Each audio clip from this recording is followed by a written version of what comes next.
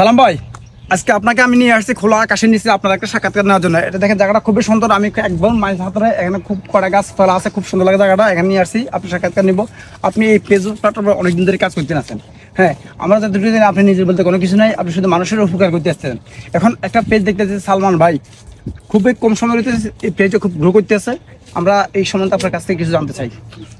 ধন্যবাদ আপনাকে। আসলে আমি এই ভিডিও জগতে আসার কোনো সৎ উদ্দেশ্যে আমার ছিল না, যেটা সত্য কথা।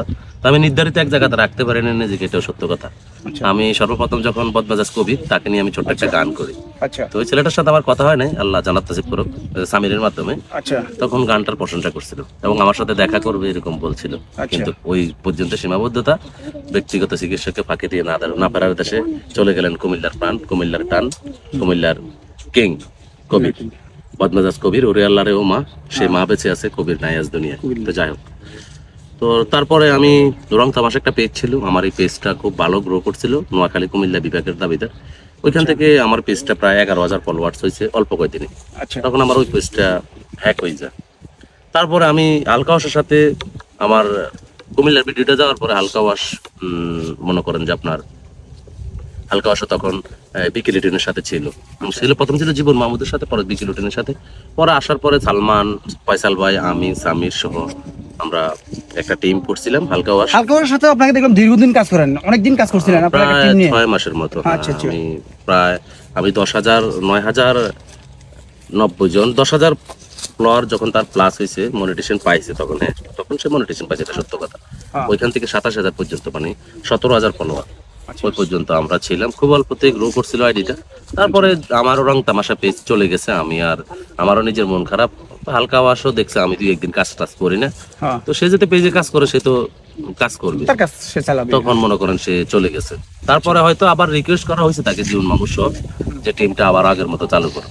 তখন আর সে দিকে ইয়ে করে না, কারণ সে তার ওয়াইফকে নিয়ে একটা ভিডিও করছে, শুরু করেছে। হ্যাঁ, তখন যাক আলহামদুলিল্লাহ আজকে খুব ভালো পর্যায়ে আছে। ভালো কিছু করুক, মানুষের জন্য দোয়া করে, নিজের জন্য ভালো থাকুক। কারণ তারপরে তো বলতে পারবো একদিন হলে তার সাথে একটা গল্প হলো করছে।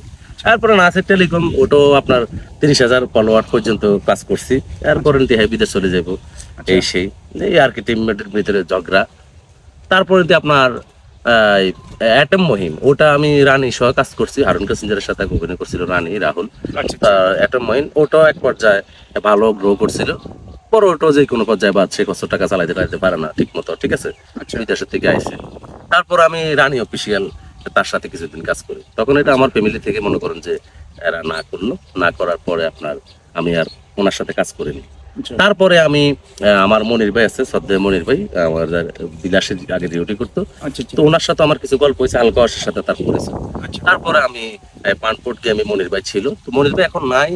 ইমন, আব্দুল ইমন ছিল, নাই এখন। সারিয়ার ইমন সে নাই, বাগমারা হলদিয়া শহীদপুরে। তারপরে আমি আজকে 14 মাস পানপোর্ট গেমের সাথে। তো পানপোর্ট গেমের সাথে আমি আসি, আমি যে সততা, যে ভালোবাসা আমি পাইছি, যেটা কখনো বলার মতন। আমার বোনের বিয়ের সময় এবং আমার অসুস্থর সময়, যে কোনো ক্ষেত্রে সূত্রে ইনশাল্লাহ এখন আমি পানপোর্টের গেমের সাথে আছি। আর পাশাপাশি যে একটা কথা বলছেন সালাম ভাই, যে পেজটা, এই পেজটা আমারই পেজ। তো মনে করেন যে আমার হয়তো পেজ সম্বন্ধে এতটা অভিজ্ঞতা নাই, তো এই কারণে রাইট ম্যানেজারের প্রয়োজন আছে, যে উনি এটা দিক দিগোষণা করে। তো সবাই তো আর এলাকার লোক না, সবাই তো আর বিশ্বাস তো লোক না, তো এখানে এখানে আমি খুব ভালো আছি। জসিম ভাইয়ের সাথে আমি আসি, মাঝে মধ্যে কাজ করি। আগে জসিম ভাইয়ের আগে আমি আসছি ভিডিও জগতে, যেটা সত্য কথা। তারপর নাকি মনে করেন যে এখন জসিম ভাইয়ের সাথে আসি, মাঝে মধ্যে কাজ করি সময় পাইলে। সালাম ভাই পেজ এবং আপনার বিশেষ করে পানপোর্ট গেমের সাথে আছে। আর সালাম ভাই পেজটা খুব ভালো, কুমিল্লার 2টা ভিডিও ধরছে, কবিরের আমাজনের একটা ভিডিও ধরছে, আর কয়েকটা ভিডিও ছিল ধরছে। তবে সে সালাম ভাই পেজ। দর্শক আসলে আজকে যে সাক্ষাৎকারটা নেওয়ার একটাই মানে হচ্ছে, মানে সালাম ভাই নামে যে একটা পেজ আছে, পেজটা খুব তাড়াতাড়ি গ্রো করছে, এমনকি এটা খুব ভালো একটা পজিশনে চলে গেছে। তুই অনেকে বলাবলি করতেছে সালাম ভাই তো এখানে 3rd%, সালাম ভাই ছাগলের 3 নম্বর বাচ্চা, সালাম ভাই এখানে কোনো কিছু নেই। তো আমি আশা করবো যিনি রাইট ম্যানেজার, উনি যাতে সালাম ভাইয়ের দিকে ভালো একটা দৃষ্টি রাখেন। কারণ সালাম ভাই এই পর্যন্ত, এখানে আসা পর্যন্ত উনি অনেক বাস খাইছে, মানে উনি বাস খাইতে ওই যে ডাবল লুঙ্গি ভরতে হয় এখন, বুঝছেন, অনেক খাইছে। কিন্তু মানে উনি সকলের উপকার হচ্ছে, অন্যদের উপকার করছে, আমাদের উপকার করতেছে। আমার সাথে আছে, আমাদের সাথে আসলে প্রতি সপ্তাহে শুক্রবার উনি আমাকে 1-2 ঘন্টা করে সময় দেয়, এটুকুই। কারণ আমার সাথে ওনার সাথে একটা কন্ট্যাক্ট আছে যে আমরা শুক্রবার আমার সাথে থাকবে, মানে এক প্রকার জোর করে আমি ওনাকে নিয়ে আসি আমার এখানে কাজ করার জন্য, ঠিক আছে নি। কারণ আমার সাথে যারা কাজ করছে তারা সকলে মোটামুটি কম বেশ আমার বাস দিছে, হ্যাঁ, এই জন্য আমি এখন সালাম ভাইকে খুঁজে নিয়েছি। সালাম ভাই আর আমি করতে আছি টুকটাক কাজ, ইনশাল্লাহ ফেসবুক প্ল্যাটফর্ম যতদিন আছে আমরা ততদিন আছি, এখানে পয়সা লাভ হোক অথবা লস হোক আমরা এই প্ল্যাটফর্মে কাজ করবো ইনশাল্লাহ। আসলে ভাই ভালোবাসাটা হলো সবচেয়ে বড়। ভালোবাসা এমন একটা জিনিস, ভালো এটা হলো ফেসবুক হলো ভালোবাসার পর, এখানে ছোট বড় কেউ নয় পর। ম্যাক্স ছাড়া কারো জীবনে না আসক জ্বর। প্রতিটা মানুষ থাকুক সুখী, দূর প্রবাসী কিংবা বাংলার বুকে, আমরা হাসতে চাই, আমরা হাসাতে চাই, তবে কাউকে কাঁদিও নাই ভাই। তো যাই হোক, অনেক কথা বললাম আবেগের তাড়নায়।